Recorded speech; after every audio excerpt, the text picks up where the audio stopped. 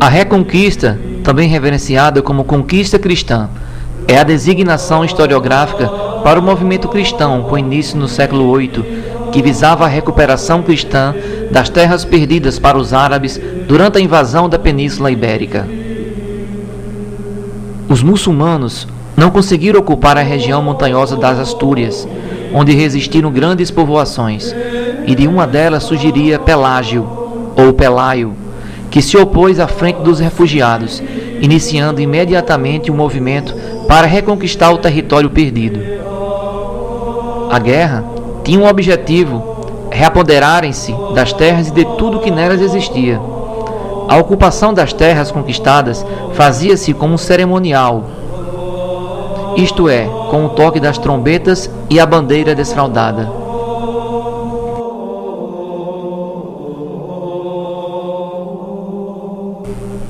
Chama-se cruzada a qualquer um dos movimentos militares, de caráter parcialmente cristão, que partiram da Europa Ocidental e cujo objetivo era colocar a Terra Santa, nome pelo qual os cristãos denominavam a Palestina, e a cidade de Jerusalém, sob soberania dos cristãos.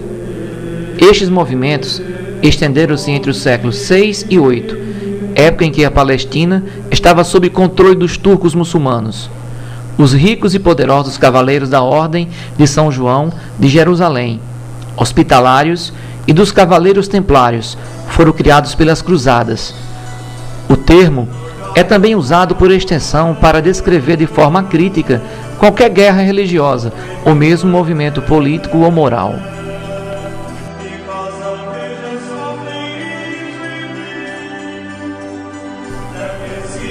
O nascimento de Portugal como país foi marcado pelo movimento dos cristãos contra os mouros, conjunto de populações árabes, etíopes, persas, turcomanas e afegãs, que desde o século VIII ocupava a Península Ibérica. Esse movimento é denominado Reconquista. Portugal surgiu como reino independente em 1139 e teve como primeiro rei Dom Afonso Henrique, que iniciou a dinastia de Borgonha. Por muito tempo, o reino português permaneceu envolvido na luta pela completa expulsão dos mouros.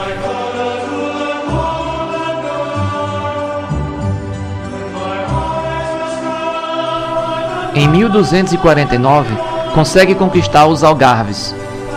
No reinado de Dom Dinis, 1279-1325, interrompeu-se a reconquista no plano militar, iniciando-se um período de reorganização interna de Portugal.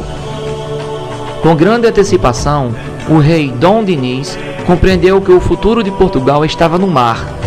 Por isso, procurou impulsionar sua marinha, tanto mercante como de guerra, equipando sua frota, construindo navios e contratando os mais especializados marinheiros italianos da época.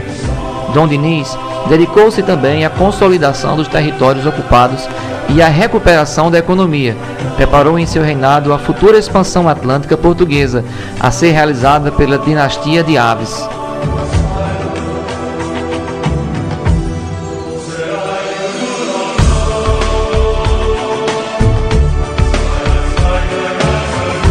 A primeira fase da história romana foi recuperada por meio de uma série de lendas, elaboradas, na maior parte, no final da República e início do Império, com o objetivo de justificar a grandeza e a pujança de Roma. Quase toda a história desse período foi objeto de narrativas nas quais, apesar da correção de algumas informações, o caráter lendário foi predominante. Os episódios mais conhecidos e significativos fixados pela tradição lendária foram a chegada dos troianos à Península Itálica, dando origem ao povoamento da região na qual se ergueria a cidade de Roma, a disputa entre os irmãos Rômulo e Remo, que resultou na fundação de Roma pelo primeiro deles, que foi também o primeiro rei da cidade. A aliança entre os romanos latinos e os sabinos, depois de uma guerra entre eles provocada pelo rapto de mulheres sabinas realizado pelos romanos.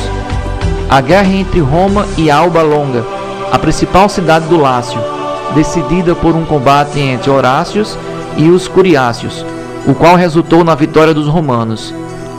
Esses episódios lendários, quando interpretados à luz das pesquisas arqueológicas, denunciaram algumas características da evolução romana.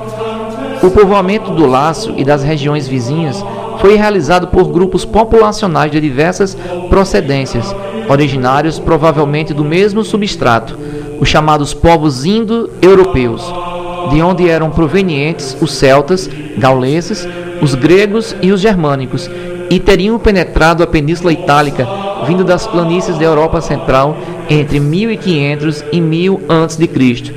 Desses grupos resultaram as diversas povoações dos úmbrios, latinos, sabinos, volscos, samitas e etc., que se organizaram em sociedade de pastores e agricultores. No Lácio, os latinos fundaram várias povoações, das quais as mais importantes foi a de Alba Longa, surgida no começo do século 8 a.C., na metade do século 753 a.C. Alguns habitantes a deixaram e organizaram nova povoação, Roma, nas colinas junto ao rio Tibre. A partir de então, os romanos participaram das disputas entre as diversas povoações da área, ao mesmo tempo em que iniciaram um processo de organização interna, do qual resultou o estabelecimento da realeza. A existência histórica da realeza é perfeitamente atestada pelas pesquisas, mas os reis mencionados e suas atuações fazem parte também da tradição lendária.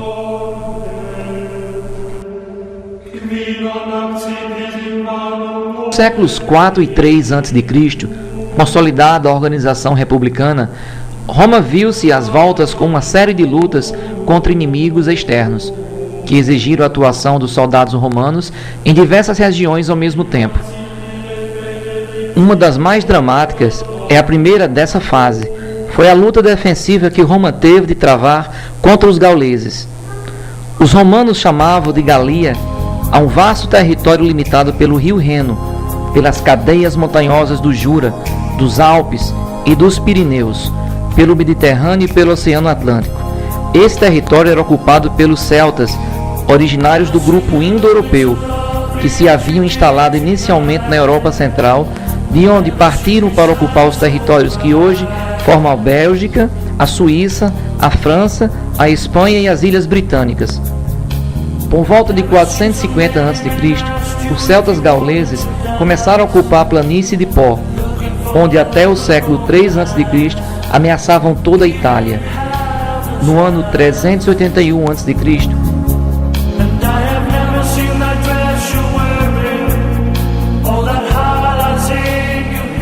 infligiram aos romanos terrível derrota próximo ao rio Tibre.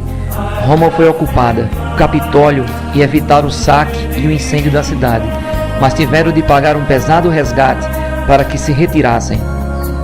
Isso representou uma grande humilhação para Roma, que, para evitar novos ataques, construiu uma grande muralha, da qual subsistem algumas partes até hoje.